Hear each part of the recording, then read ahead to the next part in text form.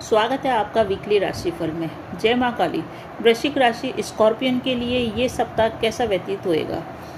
22 सितंबर से लेकर 29 सितंबर तक की बात करेंगे। सितंबर का यह आखिरी सप्ताह वृश्चिक राशि वालों के लिए खास रहने वाला है। सप्ताह का मध्य भाग धनदायक है और सप्ताह के स्टार्टिंग में थोड़ी सी परेशानी है। सप्ताह के अंत में भी थोड़ी सी सावधानी के साथ चलने का है। संपूर्ण चर्चा करते हैं नक्षत्रों के गोचर के आधार पर।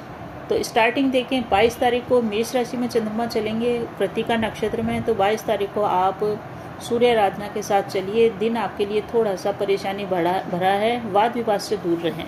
23 तारीख की बात करें तो 23 तारीख को सप्तमी तिथि है और चंद्रमा चल रहे हैं वृषभ राशि के अंदर रोहिणी नक्षत्र में। अच्छा दिन है ये, इसमें कोई दिक्कत नहीं है। धन लाभ की स्थितियाँ आपके निर्मित हो रही है। 23 तारीख को देखें, 23 और 24 दोनों दिन चंद्रमा दूसरे ही सातवें ही घर में चल रहे हैं। सप्तम घर होता है हमारे बिजनेस पार्टनर का, लाइफ पार्टनर का और हमारे व्यापारिक पार्टनर के साथ साथ ये हमारे डेली इनकम का भी यही घर है। यहाँ पे जब भी चंद्रमा चलते हैं तो नक्षत्रों के हिसाब से परिणाम देते हैं। 23 तारीख को अच्छा धन की स्थितियाँ निर्मित होगी। गजकेसरी योग का निर्माण हो रहा है, तो 23 तारीख का दिन बढ़िया है। परंतु 24 तारीख को ये चंद्रमा चले जाएंगे मृगशिरा नक्षत्र में, जो कि मंगल का है। थोड़ी सी जल्दबाजी पे आप नियंत्रण बना के चलें। 23 तारीख को कॉम्पिटिटर पे विजय तो प्राप्त होगी। भूमि भवन वाहन का सुख प्रॉपर तरीके से मिलता रहेगा। हालांकि परेशानी यह है कि शत्रु आपके जागृत रहेंगे, शत्रुओं की अधिकता रहेगी और किसी भी विवाद में आप न पड़ें। अगर इस समय विवाद जन्म लेता है तो वो विवाद आपको मानसिक तनाव और दबाव दोनों देगा, जिसके कारण से लोग बाग आपका नाम समाज में खराब कर सकते हैं। आपकी तरक्की से लोग बाग जलने वाले काफ़ी होंगे जो इसी समय पैदा होंगे। वर्क प्लेस पे सीनियर्स का सपोर्ट मिलेगा। कोई बड़ी डील करने वाले हैं व्यापार में, बिजनेस में, तो थोड़ा सा आप संभल के चलें, क्योंकि इस समय आपको अच्छा फाइनेंशियल तो मिल जाएगा जो आपको धन की व्यवस्था कर देगा। परंतु फिर भी आप थोड़ा सा संभल के चलें। कोई बड़ी डील आप साइन कर रहे हैं तो हालांकि विदेश से संबंधित काम सारे होंगे। कोई धार्मिक कार्य भी हो सकता है, सामाजिक कार्य भी हो सकता है। उन सब चीज़ों के लिए बढ़िया है। बस ध्यान का रखना है आपको, अपने शत्रुओं पर थोड़ा सा ध्यान बना के चलना है। 25 तारीख की बात करें तो 25 तारीख को भी चंद्रमा की स्थिति आपके आद्रा नक्षत्र में चलेगी। मिथुन राशि का चंद्रमा रहेगा 25 तारीख को और ये चंद्रमा चलेगा आपके अष्टम घर के अंदर। अष्टम घर में जब भी चंद्रमा चलते हैं तो थोड़ी सी परेशानी होती है। 25 तारीख को चंद्रमा अष्टम घर में चलेगा। इस कारण से आपको राहु के उपाय अवश्य करके चलना है, क्योंकि ये आद्रा नक्षत्र ले रहा है तो आद्रा नक्षत्र है राहु का, इसलिए बुद्धि थोड़ी सी भ्रमित हो सकती है। दुर्गा सप्तशती का पाठ इस दिन अवश्य करके चलें, तभी आपका राहु कंट्रोल में रहेगा। 25 तारीख का दिन, 24 तारीख का दिन, 25, 26 तक के ये चंद्रमा यहीं रहने वाले हैं। 24, 25, 26 को ये रहेंगे आपके अष्टम घर के अंदर ही, इसलिए आपको सावधान रहना है। 8वें भाव में जब भी चंद्रमा आता है तो कानूनी दाव पेचों से बच के रहें। किसी भी प्रकार की कानूनी अड़चन आपकी चल रही है तो उसको आप सॉल्व करने की ओर जाएंगे तो थोड़ी सी आपको परेशानी होगी। ससुराल का घर भी यही होता है, अष्टम घर, इसलिए ससुराल से अलगाव हो सकता है। खानदानी संपत्ति का कोई विवाद है तो वो विवाद और भी ज़्यादा उभर सकता है। लोग बाग आपकी सफलता से जलेंगे और जल करके आपको परेशान करने के लिए कई तरह के शत्रु इस समय पैदा हो सकते हैं। आय के लिए थोड़ा सा इस समय परेशानी आपको हो सकती है। किसी भी प्रकार के आप संबंध बना रहे हैं तो संबंध बनाते समय सोच समझ के आगे चलें, क्योंकि वो इस समय लंबे नहीं चलेंगे संबंध आपके। कोई भी रिलेशनशिप में आ रहे हैं तो किसी भी प्रकार से इस सप्ताह रिलेशनशिप में आने से बचें, क्योंकि वो जो भी रिलेशनशिप होगी उसमें धोखे का शिकार हो सकते हैं या फिर वो लॉन्ग लास्टिंग नहीं होगी। लॉटरी, शेयर, सट्टा बाजार से पैसा आपके आ सकता है, यानी कि अचानक धन लाभ की स्थितियाँ निर्मित हो रही है 24, 25 और 26 को, जब चंद्रमा रहेंगे अष्टम घर में। नौकरी और व्यापार व्यवसाय में अगर बदलाव करना चाह रहे हैं तो इसमें बदलाव का योग भी बन रहा है। और जो लोग विवाह के इच्छुक हैं उन लोगों के लिए विवाह के लिए भी रिश्ते इस समय आ सकते हैं।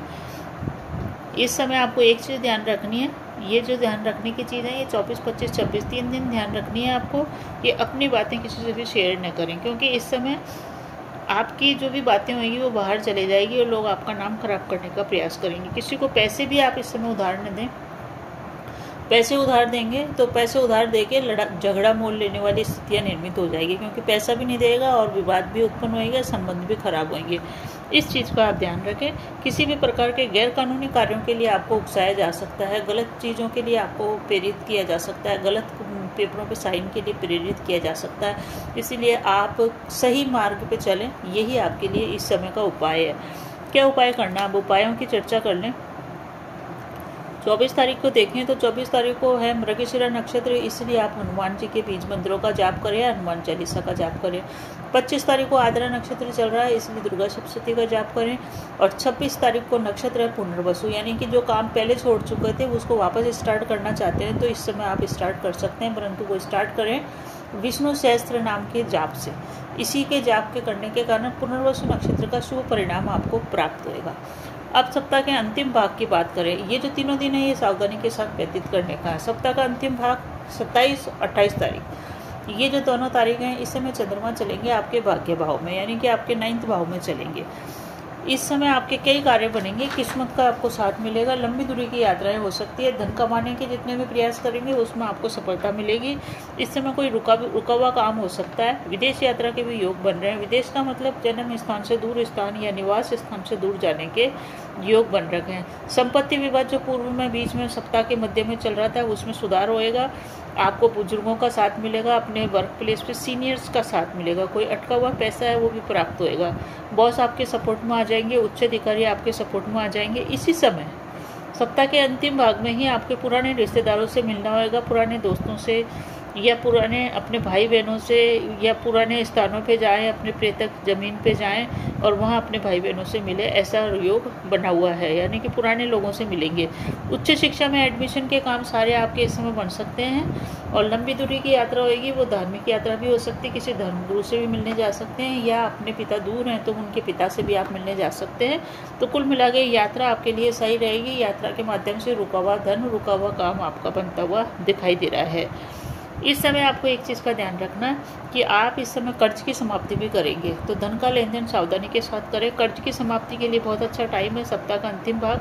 जीवन साथी से किसी भी प्रकार से मतभेद न करें, अपने ससुराल वालों से भी मतभेद न करें, जीवन साथी को भी न बताएं, अपने ससुराल वालों पे या अपने मित्रों पे पैसा खर्च न करें, इससे विवाद की स्थितियाँ निर्मित हो सकती है।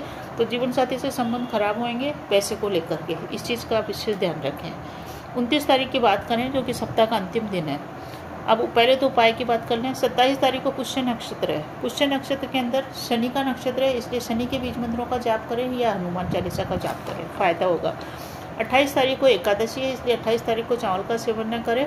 आश्लेष नक्षत्र है, इसलिए भगवान गणेश की आराधना करें या बुद्ध के बीज मंत्रों का जाप करें, आपको फायदा होगा। अब 29 तारीख की बात करते हैं। 29 तारीख सप्ताह का अंतिम दिन है, बहुत ही श्रेष्ठ दिन है आपके लिए, जिस समय चंद्रमा चलेंगे आपके 10वें घर के अंदर। 10वें घर में चंद्रमा चलेंगे सिंह राशि के अंदर। ये पितरों का नक्षत्र है, मघा नक्षत्र। और मघा नक्षत्र जब पितरों का हो तो पितरों को प्रणाम करें, 1 लोटा जल लेके प्रातः उठते ही बिना स्नान किए, बिना दातुन कुल्ला करें, 1 लोटा मटकी में से जल लेके मेन गेट के दोनों ओर इस जल का छिड़काव करें। इससे पितृ तृप्त होंगे और पितरों का आशीर्वाद प्राप्त होएगा। इस दिन आपको बुजुर्गों का सहयोग मिलेगा। कैरियर में उन्नति के कई अवसर मिलेंगे, कैरियर में आ रही बाधाएं दूर होगी। कुल मिला के जो लोग बेरोजगार हैं उनको नौकरी के अवसर प्राप्त हो सकते हैं। साथ ही साथ माता का सुख आपको प्राप्त होगा, माता दूर है तो माता से मिलना होएगा। कैरियर में आ रही रुकावटें दूर होगी, धन लाभ के लिए किए जाने वाले प्रयास सफल होंगे। तो सप्ताह का अंतिम दिन, अंतिम भाग यानी कि 27, 28 और 29 तीनों दिन आपके लिए श्रेष्ठ परिणाम देते हुए दिख रहे हैं। सप्ताह के अंत में अपने बुजुर्गों का, घर में जो भी बुजुर्ग है उनका आशीर्वाद ले, अपने पिता का सम्मान करें, इसी से आपके कैरियर में उन्नति। राशि वालों का नक्षत्रों के आधार पर राशिफल। बने रहिए चैनल पे। अगर आपको मेरा भी प्रयास सही लगता है तो प्लीज़ कमेंट में जय श्री राम अवश्य ही लिखिए। जय माँ काली।